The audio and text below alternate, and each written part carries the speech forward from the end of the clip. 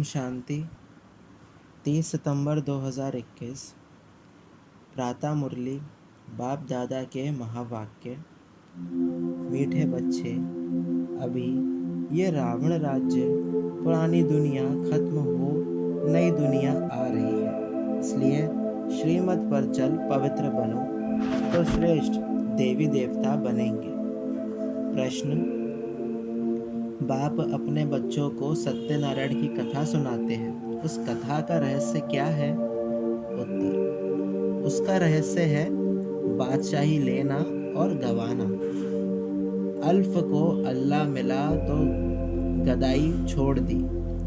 जो विश्व के मालिक थे वही 84 जन्म ले राजाई गवा देते हैं, फिर बाप उन्हें राजाई देते हैं। पतित से पावन बनना, गदाई छोड़ राजाई लेना, यही सच्ची सत्यनारायण की कथा बाप सुनाते हैं। गीत: आखिर वह दिन आया आज। ओम शांति। ओम शांति का अर्थ तो रूहानी बाप ने समझाया है। ओम माना अहम आत्मा हूँ और मेरा शरीर है। आत्मा तो देखने में नहीं आती है, ये समझ में आता है मैं आत्मा हूँ, ये मेरा शरीर है। आत्मा में ही मन बुद्धि है, शरीर में बुद्धि नहीं है। आत्मा में ही संस्कार अच्छे व बुरे रहते हैं। मुख्य है आत्मा। उस आत्मा को कोई देख नहीं सकते, शरीर को आत्मा देखती है। आत्मा को शरीर नहीं देख सकता। जान सकते हैं कि आत्मा निकल जाती है तो शरीर जड़ हो जाता है। आत्मा देखी नहीं जाती है, शरीर देखा जाता है। वैसे ही आत्मा का जो फादर है, जिसको ओ गॉड फादर कहते हैं, वह भी देखने में नहीं आते हैं। उनको समझा जा सकता है, जाना जा सकता है। आत्माएं सब ब्रदर्स हैं। शरीर में आते हैं तो कहेंगे ये भाई भाई है, वह भाई बहन है। आत्माओं का बाप है परम पिता परमात्मा। जिस्मानी भाई बहन एक दो को देख सकते हैं, आत्माओं का बाप सभी का एक है, उनको देख नहीं सकते। तो बाप आए हैं पुरानी दुनिया को नए बनाने। नई दुनिया सतयुग थी, ये पुरानी दुनिया कलयुग है। इनको अब बदलना है। जैसे पुराना घर खत्म हो नया घर बनता है, वैसे ये पुरानी दुनिया खल्लास होनी है। सतयुग के बाद त्रेता, द्वापर, कलयुग, फिर सतयुग आना जरूर है। वर्ल्ड की हिस्ट्री ज्योग्राफी रिपीट होनी है। सतयुग में होता है देवी देवताओं का राज्य। आधा कल्प चलता है सूर्यवंशी और चंद्रवंशी। उनको कहा जाता है लक्ष्मी नारायण की डायनेस्टी, राम सीता की डायनेस्टी। तो ये सहज है ना। फिर द्वापर कलयुग में और धर्म आते हैं। फिर देवी देवताएं जो पवित्र थे वह अपवित्र बन जाते हैं। इनको कहा जाता है रावण राज्य। रावण को वर्ष वर्ष जलाते हैं परंतु जलता ही नहीं है।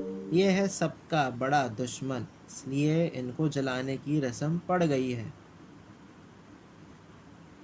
भारत का नंबर 1 दुश्मन है रावण और नंबर 1 दोस्त सदा सुख देने वाला है खुदा। खुदा को दोस्त कहते हैं ना, इस पर एक कहानी भी है। तो खुदा है दोस्त, रावण है दुश्मन। खुदा दोस्त को कभी जलाएंगे नहीं। रावण दुश्मन है, इसलिए 10 शीश वाला रावण बनाकर उनको वर्ष वर्ष जलाते हैं। गांधी जी भी कहते थे हमें राम राज्य चाहिए, राम राज्य में है सुख, रावण राज्य में है दुख। अब ये कौन बैठ समझाते हैं? पतित पावन शिव बाबा ब्रह्मा दादा। बाबा हमेशा सही करते हैं, बाप दादा।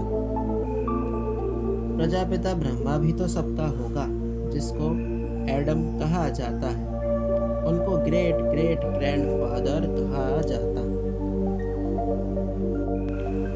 मनुष्य सृष्टि में प्रजापिता हुआ। प्रजापिता ब्रह्मा द्वारा ब्राह्मण, फिर ब्राह्मण से देवी देवता बनते।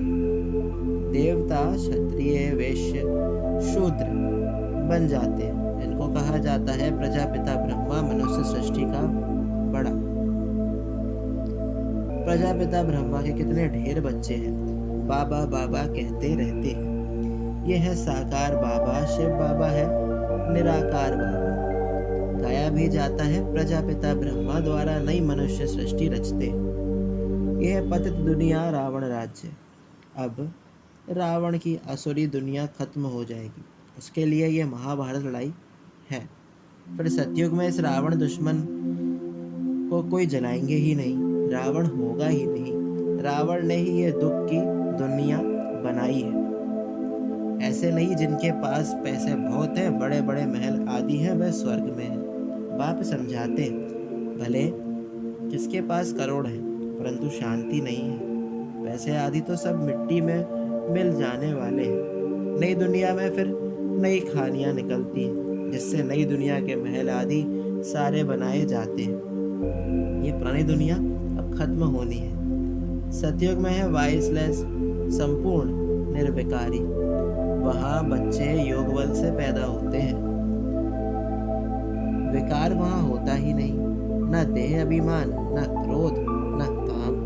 5 विकार होते ही नहीं, इसलिए वहाँ कब रावण को जलाता ही नहीं। यहाँ तो रावण राज्य है, इसलिए सब पुकारते हैं, हे पतित पावन आओ। वह तो लिबरेटर भी है, सबका दुख हरता। अभी सब रावण राज्य में है, बाप को आकर छुड़ाना पड़ता है। अब बाप कहते हैं तुम पवित्र बनो, ये पतित दुनिया खत्म होनी है। जो श्रीमत पर चलेंगे वे श्रेष्ठ देवी देवता बनेंगे। विनाश तो होगा, सब खत्म हो जाएंगे, बाकी कौन बचेंगे जो श्रीमत पर पवित्र रहते हैं। वही बाप की मत पर चल विश्व की बादशाही का वर्षा पाते हैं। इन लक्ष्मी नारायण का राज्य था ना, अभी तो रावण राज्य है जो खत्म होना है। सतयुगी राम राज्य स्थापन होना है। राम वह सीता वाला नहीं, शास्त्रों में तो बहुत फालतू बातें लिख दी है। लंका ये सारी दुनिया है, इसमें रावण का राज्य है। भारत सोने की चिड़िया था सतयुग में, जबकि दूसरा कोई राज्य ही नहीं था। बाप भारत में आकर फिर से सोने की चिड़िया स्वर्ग बनाते हैं। बाकी जो इतने धर्म है सब खत्म हो जाएंगे। समुद्र भी उछल मारेगा। बॉम्बे क्या था, एक छोटा सा गावड़ा था। अभी सतयुग की स्थापना होती है, फिर बॉम्बे आदि रहेगा नहीं। सतयुग में बहुत थोड़े मनुष्य होते हैं। कैपिटल दिल्ली होती है, जहाँ लक्ष्मी नारायण का राज्य होता है। दिल्ली सतयुग में परिस्थान थी, दिल्ली ही गद्दी थी। राम राज्य में भी दिल्ली ही कैपिटल रहती है, परंतु राम राज्य में हीरे जवाहरों के महल थे, अथाह सुख था। बाप कहते हैं तुमने विश्व का राज्य गवाया है, मैं फिर से देता हूँ, तुम मेरी मत पर चलो। श्रेष्ठ बनना है तो सिर्फ मुझे ही याद करो और किसी देहधारी को याद नहीं करो। अपने को आत्मा समझ मुझ बाप को याद करो तो तुम तमो प्रधान से सतो प्रधान बन जाएंगे। तुम मेरे पास चले आएंगे। तुम मेरे गले की माला बन फिर विष्णु के गले की माला बन जाएंगे। माला है ऊपर हूं मैं, फिर युगल है ब्रह्मा सरस्वती। वही सतयुग के महाराजा महारानी बनते हैं। उन्हों की फिर सारी माला है जो नंबरवार गद्दी पर बैठते हैं। मैं भारत को इन ब्रह्मा सरस्वती और ब्राह्मणों द्वारा स्वर्ग बनाता हूँ। जो मेहनत करते हैं उन्हों के फिर यादगार बनते हैं।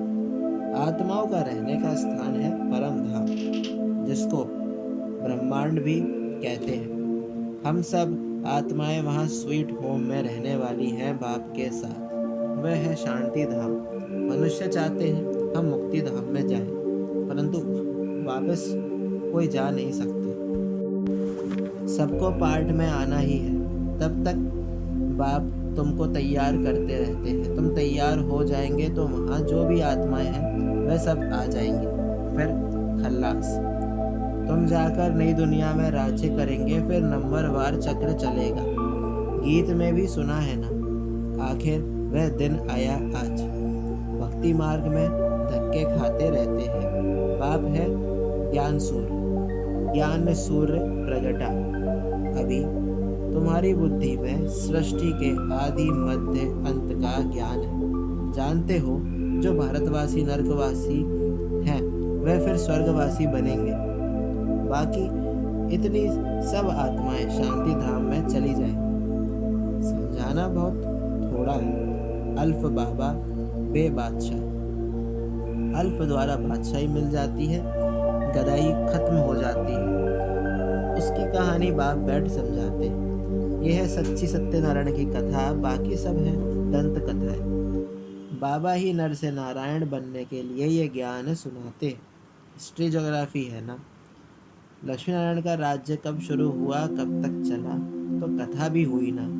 जो विश्व पर राज्य करते थे वे 84 जन्म लेकर बिल्कुल ही तमो प्रधान बन गए।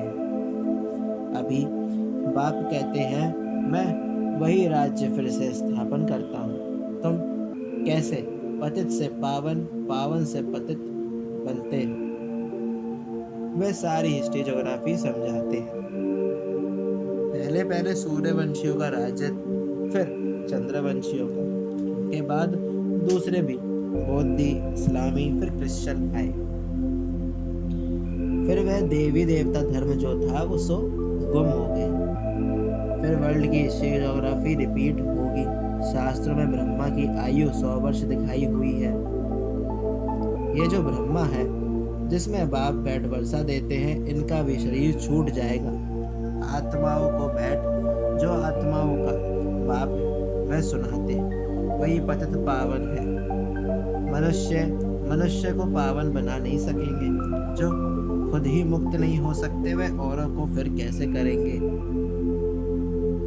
वह तो सब भक्ति सिखलाने वाले अनेक गुरु हैं। कोई कहेंगे फलाने की भक्ति करो, कोई कहेंगे शास्त्र सुनो। अनेकानेक मत मतांतर है, इसलिए सब और ही बेसमझ बन गए।